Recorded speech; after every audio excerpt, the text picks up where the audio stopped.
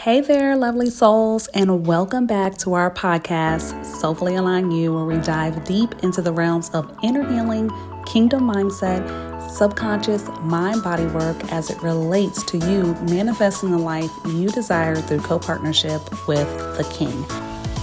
Good morning, everyone. Today we are excited to welcome an incredibly talented actor whose work has captivated audience across the nation.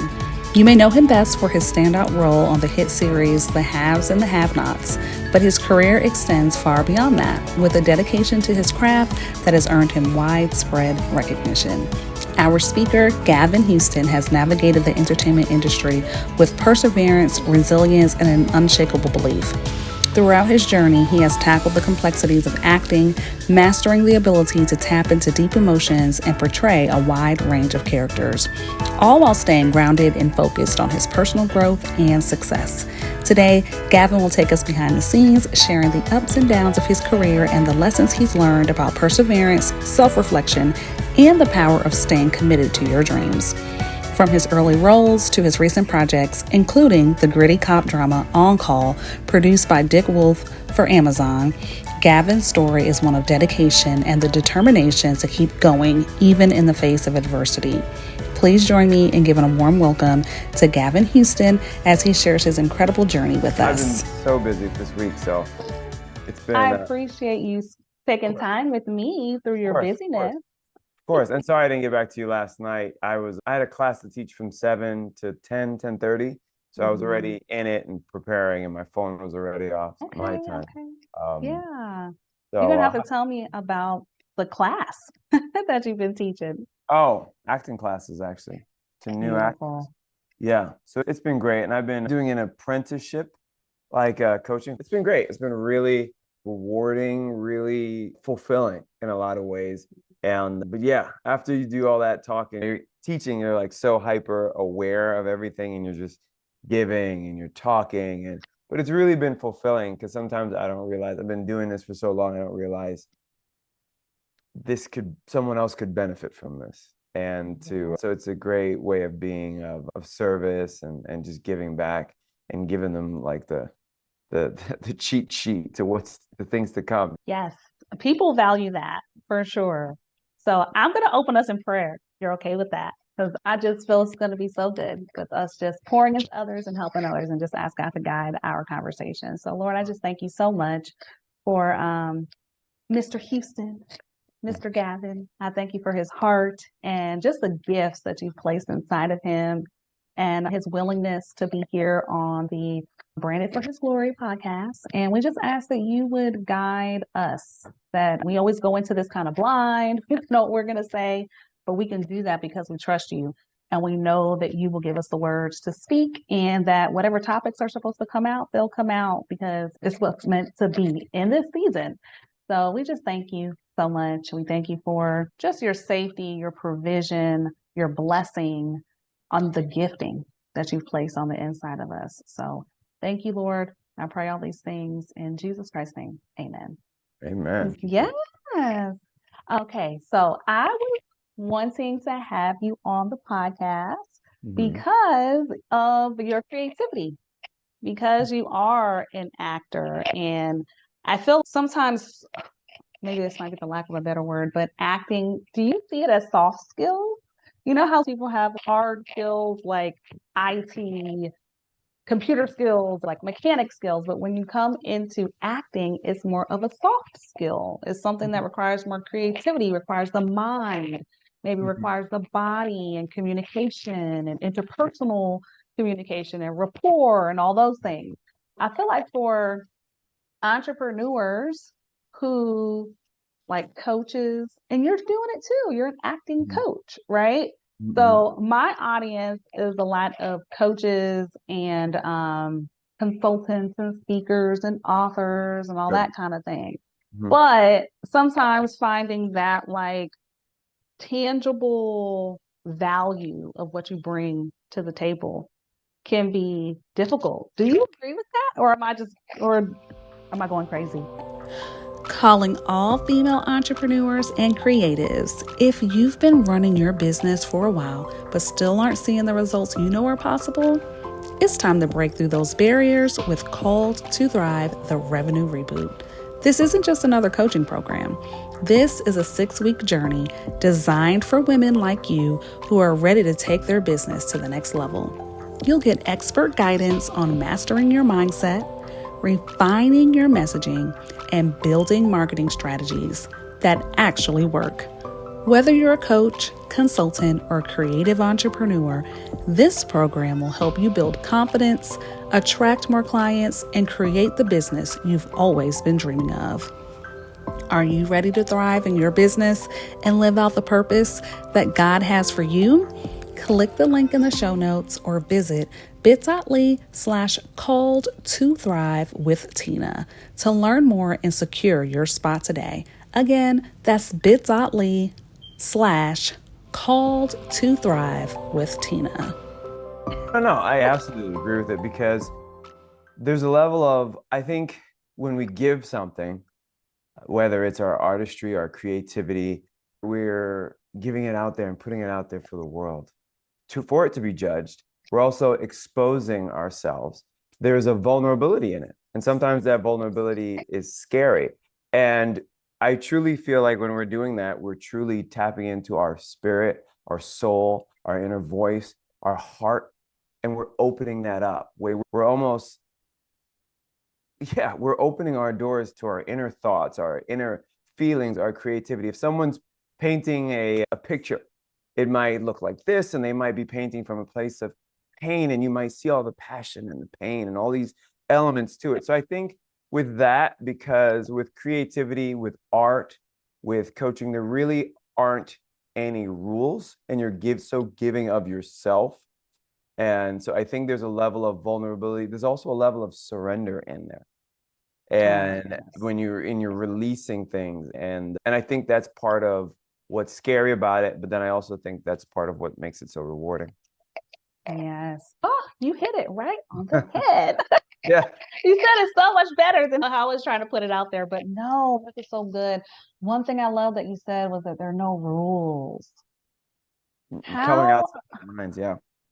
Yes. How often are we just bound or burdened by rules? I feel like that comes from such a young age. Something I don't think you knew about me, Gavin, when we first met on set so long ago. I don't think you knew that I was an inner healing practitioner. Did you know that? No. I don't think you knew that. Yeah. So I have a master's in human service counseling. Oh. And then I'm also master certified in mind body techniques and tools, energy psychology, all of that. So when you mentioned rules, there are no rules.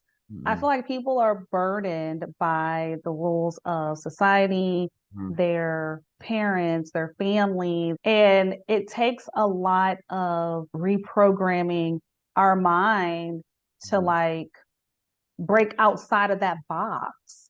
So I'm going to ask you a question. Was your family always supportive of you being an actor? Was that something you had to fight and scream for? Because I know you're a child actor also. So tell me a little bit about that.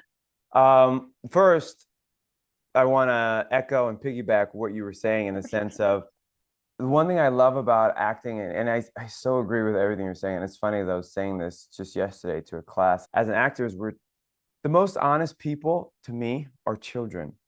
And then they're so honest. They're so curious. They say, what's this? What's that? They're so in the moment. They're so present. They're so in their bodies. They're so not worried about consequences or people pleasing. They'll go up to somebody. They're brave. And it's when they start to learn, no, don't do that. Don't say that's this person. Keep this here, there. And then you start to get constricted back. And, oh, no, don't do that. That's embarrassing. And don't do this. And I know as actors, we're teaching, it's like going back to that inner child, that person who doesn't have those fears, the person who's living without fear of people's opinions or validation or anything like that. And it's going back into the land of make-believe and playing and tapping into certain things that are certain pains, certain traumas. It's almost like just being that honest kid and being okay to be in that vulnerability. So that's one thing I love about it. And just imagine the freedom if we knew, if we didn't care what people thought about us, or we didn't care who was looking, or this opinion, or this, and we just lived in our truth. And that to me is what, as you get, people get more and more compressed and more, especially now we have social media and all this other stuff. So to answer your question, when I started acting, I fell into it because my sister was modeling and they brought me along to meet this manager because she was thinking of getting into acting. And then when I started, when they brought me, they gave me something to read and then they wanted to work with me and not my sister. So I fell into it. But I was always someone who was playful and loved to perform. And I used to go to plays when I was younger. My parents would take me to Shakespeare in the Park and Broadway, and I would see the reaction of the people in the audience and the people on stage. And I was like, I want to do that makes people feel like this. So I had some quick and early success doing commercials on the Cosby Show back in the day. And I was getting successful, but my parents are Caribbean too. So with Caribbean parents, success, you got to be a doctor, you got to be a lawyer. The arts, that's a nice hobby, but let's get serious, get your education, be a doctor, be a lawyer. And so I had that kind of programmed, and I went that way for a while, and I went to university and I was pre-med and all these other things. And then one day I just saw a sign for an audition and I crashed the audition. And I didn't know what the result was going to be, whether I crashed the audition. So I didn't know if I was going to get a part. I didn't know if they think I was crazy, but I was listening and I could hear the other people auditioning. And I was like, I could do that and I could do that better. And in the end, I ended up getting a part. But that night when I auditioned, I knew that I found my purpose. And it was going to be, hey, they're going to either get on board or they're going to watch it go past, because my family was supportive-ish with hesitation. And I think when they finally, I know my dad, and he really got on board. I had him come to see my plays. He was like, okay. But when he really got on board was when he visited. I was at my sister's house one time, and I was in this basement. It was an unfinished basement. It was just cement, and it had just a light bulb. And he randomly dropped by, and he told me this story. And he heard me doing voice work and working on a monologue. And he was like, okay, he's doing something on his own without someone telling him he needs to do this. And he didn't know I was coming by. I think that's when he got on board to be like, okay, so I think you stay in your purpose. You don't worry about people pleasing, not even your family. And because you got to live your own life. And I think when they see your commitment and dedication and your love for it, yeah, they might have their fears. Yeah, they may think it should be this way, but they'll get on board. Because as soon as you have it, then we'll see it and then we'll buy into it. Wow. So good. So good. So as you were speaking, there's so many different places I can go, but there's one where it's this idea of acting. Like my daughter, she's in a musical theater program and she's on the improv team. Great. That's great. Really I think a lot of entrepreneurship is improvisation. Mm-hmm. If you don't know, like a lot of my audience is mompreneurs, women in the online space that are really trying to tap into their passions and their goals and their dreams, and they want to create from their heart. So what came to my mind was like, you have to trust your choices, your actions. And when you said you crashed that audition, like that is so bold and so brave. And everything that you did in that audition, every choice you make, every movement with your body, facial expression, like you have to trust that. And you have to know that it's almost this level of a safety, like you're safe with yourself and the choices that you're going to make without worrying about judgment. It's like they say, oh, you listen to your gut, you got to follow your heart. And I really think I call it your God voice. And even with parents, you got it, the dreams that are put in you, it was given to you. It was put inside of you. So you have to protect it. Even if they don't believe, they'll get on board, but you got to live in your truth. And so even with that, I feel like the worst thing to live with is regret of what you didn't do. So I figure when you get that impulse and it's in you, sometimes that's that kid. The kid gets it and they go. But as adults, we get it. Now we process it. Oh no, is that the right thing to do? Are we going to look stupid? Or is that? And then maybe it's fear to go into something when we just should have leaped. And that's, to me, It's a leap of faith. It's the surrender. It's trusting the fall and that the net will catch you. And at least that day, even if I fell on my face, I knew I honored my heart and my impulse. And I think when you live in that, of course, there's times you can't do anything crazy. But I think when you're honoring your heart, it's the best fulfillment. I'm in an industry where 2 to 3% of people are employed, and it can be deemed as crazy.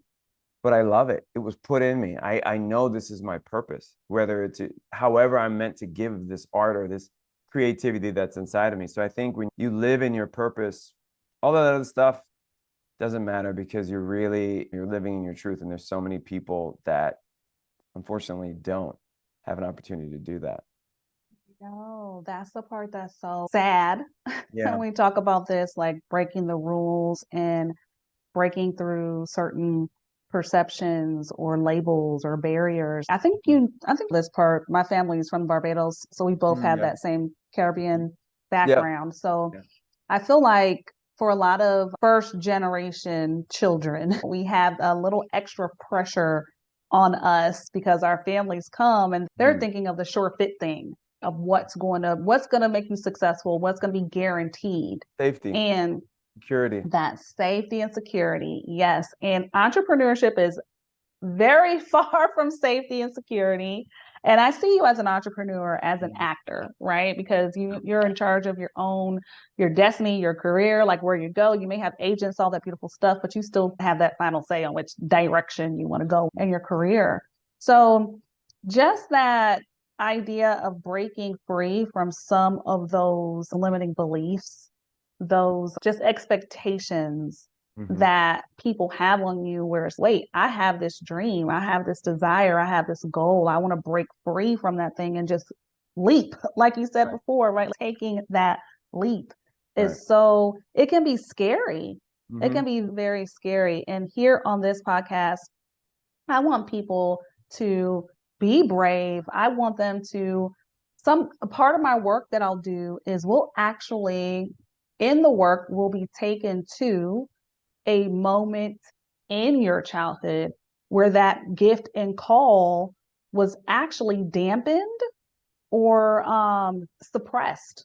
And that's usually around the age of 11 or 12, when people where God gives that gift and call. And we know that's the same time that Jesus actually went into the temple and he got his gift and call. So I will find myself going to that age a lot, back to 11 and 12 with my clients. I'm working with entrepreneurs, creatives, all that beautiful stuff. And we'll get to that moment in time where someone told them they weren't good enough, or someone suppressed them, or made them feel small. And we have to go back and release those feelings, emotions, beliefs, lies, all those things, like really do the work. So I found it interesting that when you were in class, you were literally talking to them about how children are so free. As we get older, that's when some of like society and culture and all that stuff starts to deposit us with things that we were never born with. Yeah. And that's why I love the work that I get to do, because I get to come back and say, okay, we're going to release all those things and remove them. And we're going to shift the frequency and vibration around all that stuff so you can go back to that childhood state and be free. Yeah. And we have to call it being a rebel almost nowadays, because you're going against the grain. But it really is just going back to that initial love or joy or passion or desire that was there from the very beginning. Yeah. And it should be scary. I'm nervous before every audition, probably. Really? Most of them, if it's in person, because anything could happen and I don't know. And I'm nervous, but I know that as soon as I feel those nerves, those are my batteries now. So I use it and I know that I'm ready to go and I almost welcome it. And then listen, there are going to be challenges, but if it doesn't challenge you, it doesn't change you. And the other thing is you have to do those leaps, because if nothing changes, then nothing changes. And the one thing for me as an actor, what I love, which we're taught to be an empath, like to not judge a character. Oh, they're this, oh, they're that, and judge. Because a lot of times what you do in the homework is you go back to see what was their childhood? What did they get? What was their life like growing up? And so many people, and I'm sure this, You can judge what they're dealing with or how their hands up if you just keep going back to the childhood. I think it's so important to go back to the childhood because it shows what kind of operating system we're running off of. And sometimes it's necessary to know where it's coming from, what's coming up, so that how to update the software. And I think there's this coach that I work with, he says, make everything make you better.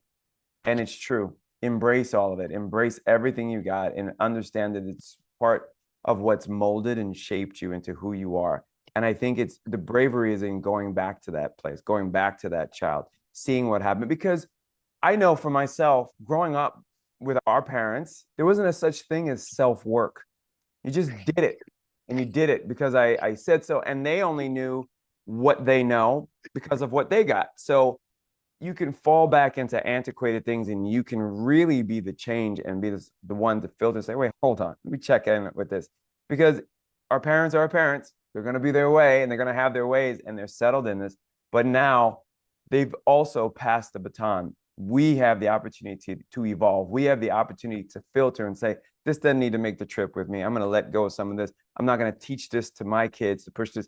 So, because now I think there's in our day and age right now, there's more information, there's more knowledge on self-work, on being grounded, on doing the work on yourself. And I think when you figure out how you operate and you know your own instructor's guide or manual of how you work, and oh, that's from what I got in my childhood, from this experience, or growing up, they always said this, and now that's a trauma, or now that's a trigger, or something like that. I think when you do that, you'll have a better sense of self and you will be able to process differently and you'll be able to go through life and not react, but you'll be able to respond because now you know how to take in something and it's not just a trigger to get you into other things that you've been doing or you're undealt with traumas from childhood. And now you can process it. Oh, hold on. That's that thing.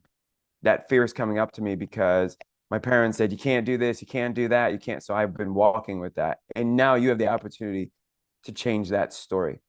So that's what I've loved about acting is that we're taught never to judge a character because it can, even just for an example, a person who's, even if you're playing a murderer or a rapist or something like that, usually a rapist, it's not about sex, it's about them getting their power back because in some ways, at some point, it was taken from them, whether in their childhood. So you can go back into it. And it's just, again, it shows you the software, the operating system that you're on.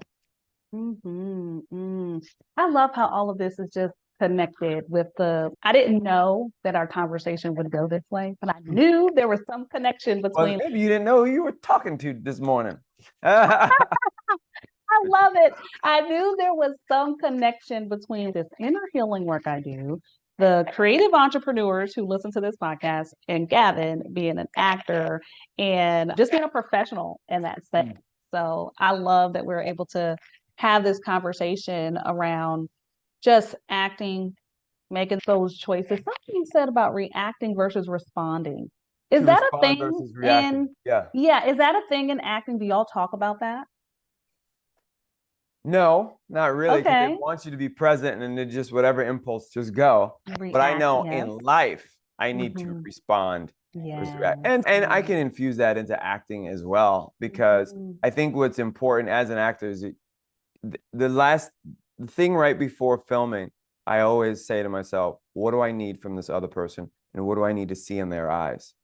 So part of that is understanding that is what I'm communicating, is it landing? Because a lot of people don't check in to make sure it's landing and seeing that it's being digested properly. And am I also letting things land on me and checking in to see if I really need to address how I should address this? Or if, because some people, it comes in and they go boom and they go right out, as opposed to going, hold on. All right. And asking, I think you have to be a detective. You get, even if you get into the emotions, they say you let your emotions get the best of you, because sometimes that's exactly what they can take. So sometimes operating from an emotional sense is usually not our best because we haven't had the chance to process, digest. Are we even going to care about this situation in 24 hours tomorrow? Most of the time it's not. We're just in the heat of it. So I think it's responding versus reacting is that thing where it gets you to just, something hits you and you're like, okay, hold on. I'm feeling this. Let me just make sure it needs to go. And then you can respond, I think. And I think it's just like any leader, and just like it said in the Bible, being slow to anger, being the calm, being the stillness, sitting in quiet, being stoic in some senses. I think there's power and groundedness in that. And that's why I love acting, because in some senses, it's like human psychology. It's therapeutic, and you learn how your mind works because you have to be able to learn how other people's mind works. And then you also have to tap into dark places that a lot of people don't want to go. We'll sit down and eat popcorn. We'll pay you to feel that. We'll pay you to see what that feels like to be in that situation. And we'll watch and be like, wow, I wonder what I would do in that situation. But I want to see you go through it because it's so scary. So you're there on the edge there, and you have to tap into those deep, painful emotions to get into that scene of someone close to you in a scene dies, or it's this or it's that. And it's a private moment being viewed publicly. But we have to be able to allow ourselves. There's times I've been there on a set, there's 70 people, they're running out of time or running out of daylight. We got to get this shot. And it's a huge scene with all these things in depth. And you really just got to really bring it all in as if no one's watching, because we're really just voyeurs watching private moments and eavesdropping on things. That's what I love about it. Wow, that was deep. I never really thought about that, Gavin. Just I have been on set where I'm watching actors get in their space. And sometimes they are having to go to even a dark place in their own lives to like tap into the emotion and feeling that is necessary for the moment or what they're trying to portray. And it's interesting, like you said, like we as the viewers, it's okay for us to sit and watch you all do that. But there's some value in us being able to do that in our own lives. Oftentimes people don't want to walk through those dark moments or those dark times. And it really is walking through it, or even sometimes acknowledging it, that is going to bring the healing and the breakthrough and allow people to truly step into the life that they actually desire. And that's what it is. I always say you got to go through it to get to it. And it's, you got to go through it. It's that tunnel. And on the other side of a tunnel is light. So you just got to go through it. It's just a tunnel. So go through it. And then you end up growing through it. Yes. I feel like for entrepreneurs who are maybe struggling or just feeling stuck and they're wanting to get to this next level, they have to be able to make connections with their past and how it is relating to what's going on today. I have people do assessments of, okay, here are the highlighted events that you went through in your past. Just write a word or description for you. We don't have to go into all the details. And then I want you to write down all the things you feel like you're struggling with today. And then if you were to get what you actually desired and what you wanted and you were where you were, what do you think you'd still begin to struggle with? What do you think would still be fearful or be a thing for you? And when they do this type of assessment, I'm able to find the connections between the past and the present. And just to give you an example, there's a lady I'm currently working with now, and she actually is a marketing professional, marketing consultant.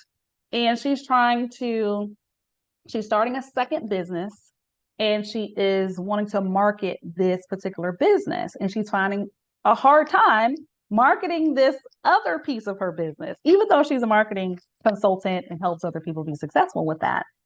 And as we were doing the work, there came a specific moment where she was being bullied in school and feeling like her voice was being squashed or being small. And she didn't make the connection between how trying to fit in, trying to make everyone like her, like if you talk about that people pleasing part of things that we don't do as kids, that people pleasing part was playing a role in this new venture that she was trying to go. And it goes a little deeper, and I won't burden everybody with that. But as we were going through all the different elements of that, her eyeballs were just like, what? Well, I would have never made this connection, but she could see the parallels, the lies being told in this and the lies that were being told in that. They actually have a little string that match each other. So when we I think as entrepreneurs, business people, whatever, we find ourselves reacting, suppressing, whatever the pieces are. What is it connected to in your past?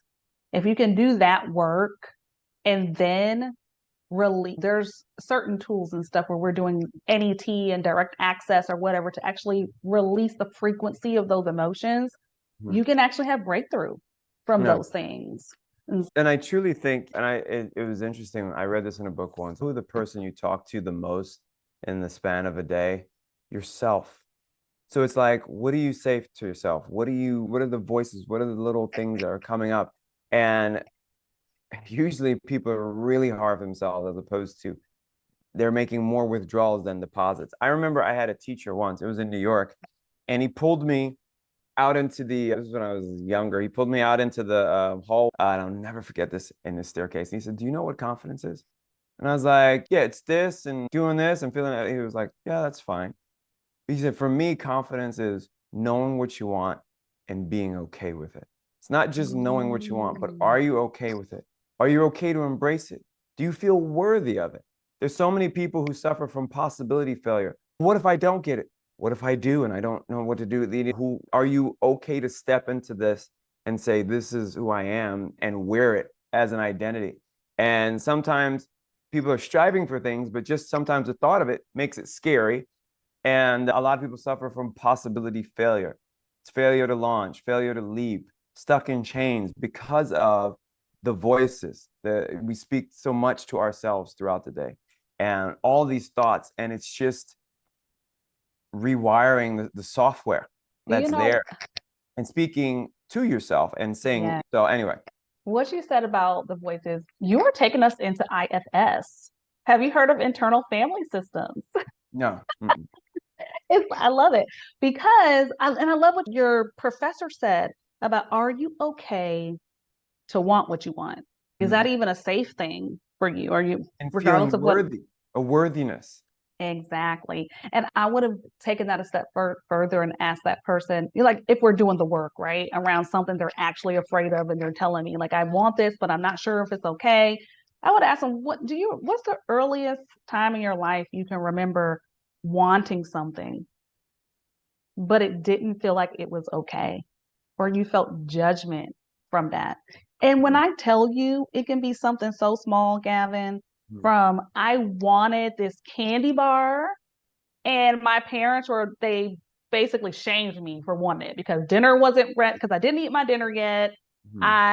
It cost too much. They didn't have enough money. Whatever the things are that pop up with the thing that you wanted in that season, that you can still be resonating at that frequency from that point to now that when you're an adult and you desire things, it doesn't feel safe and you don't feel worthy. And those voices are sometimes the voices that we heard from our parents, we heard from people around us, and of course the insecurities, like you tapped on, the insecurities that we already have on the inside of us that we constantly replay, like those, I forget what they call them, but they're just negative ways, negative self-talk that we have. And back to the IFS thing, there are different parts of us based on our experiences. So we may have a part of us that tries to protect us from danger. We may have a part of us that tries to beat us down and say, you need to do better, that harsh part. And we're not talking, I'm thinking of a movie. Do you know that movie? What was it called? Glass? Did you watch that? Oh, it's so good. There's something I want to say to what you were saying too. Oh, yes, we're going to get there. We're going to get there. Sorry. I had a little squirrel moment. But this guy had dissociative identity disorder. So that's what made me go over there. But we're not talking about that extreme. We're just talking about when people literally say, there's a part of me that actually wants to do this, and there's a part of me that's scared. So those are the different voices that we're hearing in our head and the different parts. And there's just this fancy technical term in the therapeutic world for IFS, which is internal family systems. So that's all I was saying. Oh, there's something I was going to say that it's interesting because I have friends, and I'm sure you do too, who can speak a different language. They're used to speaking they're used to speaking English, but they still know how to speak Spanish. And it's like, when did you learn it? Oh, I learned it when I was a kid. And then they never forgot it and they carried it for their whole life. Even though they speak predominantly English, it's what they learned when their senses, their sensory and everything was heightened as a child. And they've carried it with them their whole life. And so it's interesting. It's like, what language did you learn when you were a kid that you're still carrying, that you can't seem to forget? And it shows up and it's there. And that's why I think it's going back to that child before you were programmed, because it's going back to that, like you said, there's no hesitation with the child. They feel this, they go. They want this, they go. They don't question it. They don't say, but what if this and what if that? And no, I don't want to look like this and I don't want this to happen. What if? And all these fears, and then it's failure to launch. And I think it's like anything, any analogy, you have to do it scared. You have to do something. I think do a little bit, just get started. It's the failure to launch that is the hardest thing to deal with. And I think Tony Robbins once said this, the key to happiness is progress. Progress in any area, no matter, there's an old saying, by the yard it's hard, by the inch it's a cinch. So it's like going, even if it's a little bit, it's still a deposit towards progress, which will get you. So even if it's scary, then just do a little bit, just start, and then just show up for a little bit again, a little bit again, a little bit. And then it gets less and less scary. And I think muscles are built by pushing against the resistance. And I think that test can become your testimony. So these are all things that I think are there. And I think of it too as an actor. I know so many actors who quit, or this is just too hard, or now they're doing this, as opposed to just adjusting and understanding this is the weed out process, I think. This is like the blessing is in a warehouse right now.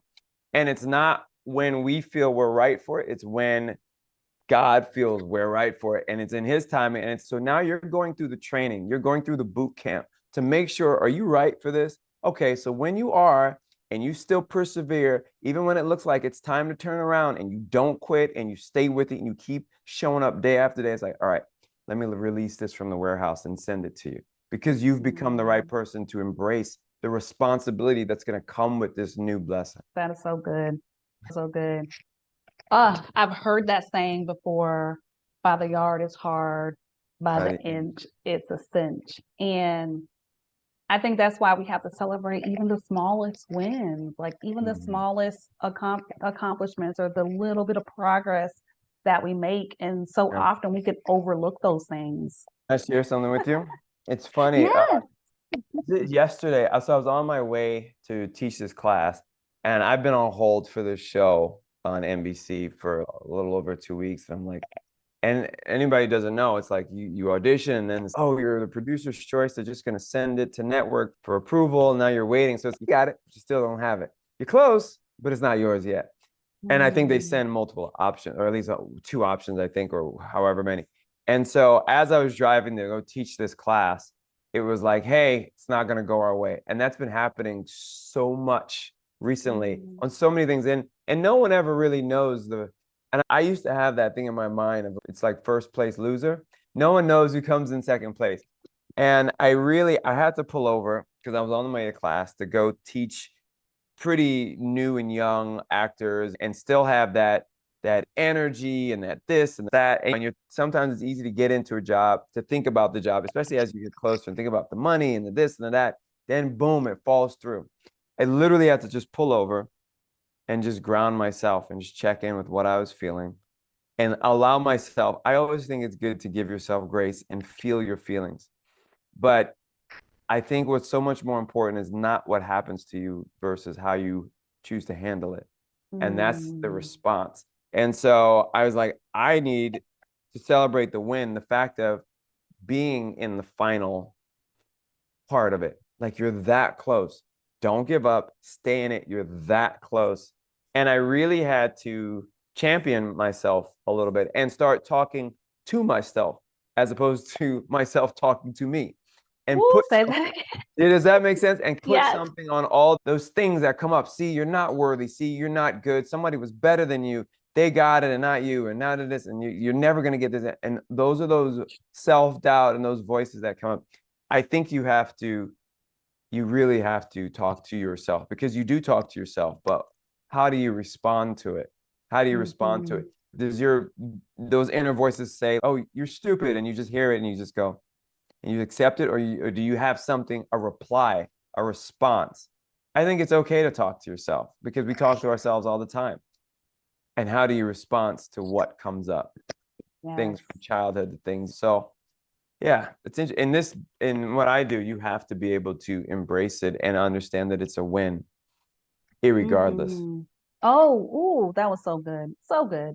Because for the coaches that are listening, the consultants that are listening, you may host a master class and you've invited 50 people to the master class. And then at the end of that master class, you go for your pitch and 2 people sign up. You're like, wait a second. I wanted a higher conversion rate, or I wanted something more than that, or maybe nobody signs up. After you showed up and you poured out your heart, what is the win? What is the win? That you actually showed up and you served and you were present and you were true to who you were, and you're going to go do it again. And something else you said, what I heard you saying when you were saying, like, talking to yourself, is your core self in that moment when that message was, okay, it's not going to go our way. Your core self silenced all the other parts that come in, right? The part that beats you up, the part that wants to shame you, the part that wants to say, woe is me, or the part that wants to give up, whatever it is. What is your core self going to say in that moment? What truth is going to be spoken in that moment? And I love it when you were like, no, there's still a win. There is still a win in what took place. And continuing to go on and not to quit and continue to believe in yourself. Yeah, as I was on a show, Have and Have Nots, Tyler Perry show for a long time. And so I got to be around him and to listen to him. And he used to talk about those times when he was homeless, those times when he's nervous. He has a Medea show and nobody was there. And he just had to pay the people. He couldn't pay himself, but nobody's there. What if he didn't stick with it? What if he said, that's it just doesn't work? What if he didn't protect what was in his heart, the belief, and he wouldn't be who he is and blessed all the lives that he has today? So I truly think there's a saying by Denzel, and I use this, and I told this to some of the actors. He used to say, you hang around the barbershop long enough, eventually you'll get a haircut. You just got to stay with it. You just got to stick in it. Don't leave. Don't leave. Whether nobody shows up, if it's not selling, that's okay. It's just feedback. So we do it differently. It's just lessons. So we learn something different. Okay, maybe I'll try this. Maybe I'll do that. But this is going to work. And it's because that was initially put in your heart, because that was the initial deposit. And then we start ripping it apart and judging it. And no, but what if this and what if that? But I think something is put in your heart because you really see it not only being a blessing for you, but a blessing for others. And then through you. And then it's easy to second guess it, to question it and be like, this will never work. This is impossible. I don't even know where to begin. And that's what's great. It's like step by step and you build. Don't let that settle in for a moment. This man was so good. Nobody showing up at his shows. And then Medea sold out. Medea's got movies. Billionaire now. He's just stayed with it. Yeah. Worked hard. I think part of that is belief, like believing in yourself, even when nobody else does, even when nobody else shows up. It's like, yeah. Especially as an entrepreneur, because it takes the most amount of energy. It's like a rocket ship. It takes the most amount of energy to get up off the ground and get into the atmosphere, and then it can just chill, like a plane getting up off the ground, and then it can go on autopilot. But it's that, and so many people quit along that way, and so it never becomes what it could have. Yes. So I'm just out of my own curiosity, shifting gears just a little bit. This has been so good, Gavin. So good. I know you and I worked on the one BET movie, Dance for Me. I always mess up the name of the movies. Dance for Me. What have you worked on since then? I'm curious. I'm nosy. Gosh, what was that? I'm trying to remember what. Isn't it? It's pretty typical. Do you forget the name of the stuff you work on? I definitely forget the things that I audition for sometimes. Sometimes because I honestly can't hold on to it. I've got to release it. I've got some of the things even I remember it's the timing too. Some of the things I work on, and listen, I'm still in a process of earning everything through auditions and getting selected. And I try to release it a little bit and not and keep the fridge empty. So I'm just always staying hungry. We're always going to be a student. There's never perfection. There's never you've made it. What is that? I used to have, there was a coach who used to say, focus on achievement, not success. Focus on meeting your goals because success is someone else's opinion. Someone could say, you're successful. You're doing this. Oh, you own a home. Oh, you have this kind of car. You're successful. But it's opinion and it's someone else's opinion. It's really about fulfillment in terms of achieving the things that you've set out to achieve. So for me right now, there's a show that I worked on a few months ago called On Call. And I'm recurring on that. It's an Amazon show that comes out. It's a gritty cop drama, like Training Day meets End of Watch about these Long Beach cops that deal with all the craziness going down in Long Beach. And I play a paramedic who has a history with the lead cop. And she's really tough. And I'm somebody who like the yanked her yank to bring her back down. And it's new. It's a Dick Wolf show. Dick Wolf has done Law and Orders, the Chicago shows. And so it's a procedural and it's quick and it's gritty and it's coming out on Amazon, I believe in the fall. And I think there've definitely been a couple other things and I know I did a stint last year on General Hospital for a while during the strike because there was a huge strike.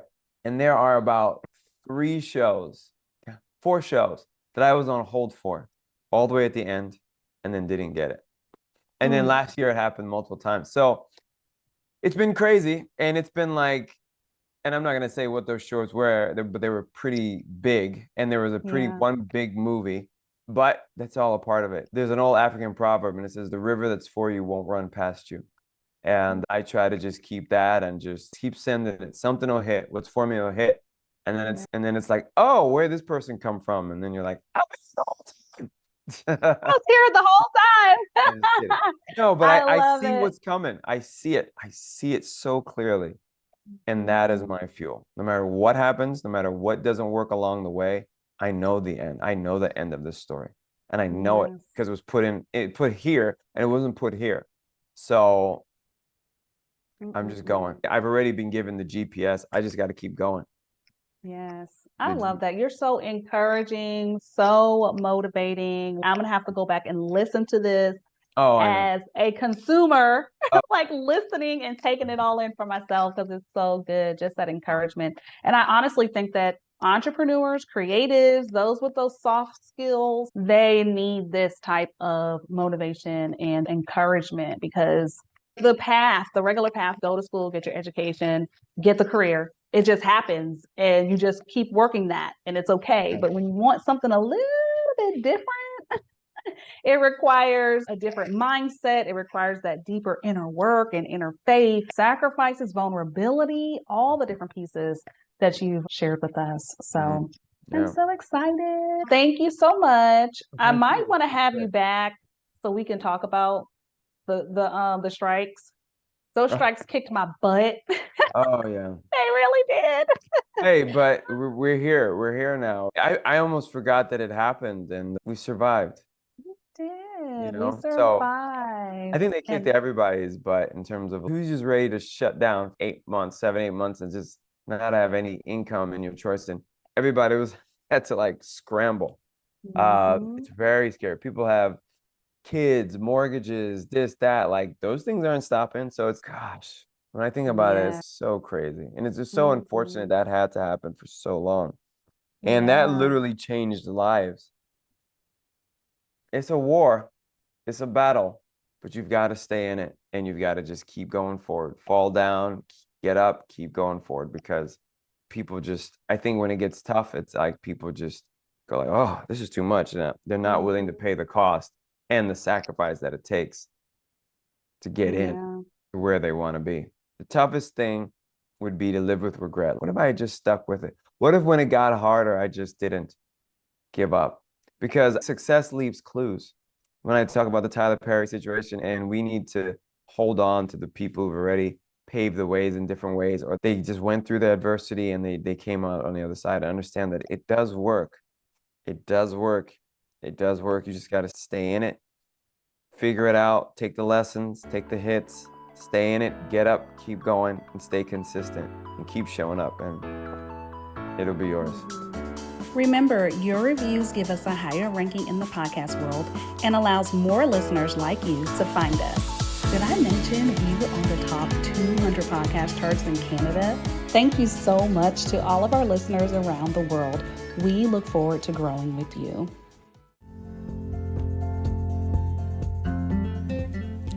Thank you for listening to the podcast. Don't forget to subscribe and follow us on Instagram at Soulfully Aligned You. If something we shared encouraged you, shifted your mindset, or caused you to take action, it would be so nice if you left us a review. Your review helps this podcast to show up for more multi-passionate mompreneurs of faith just like you.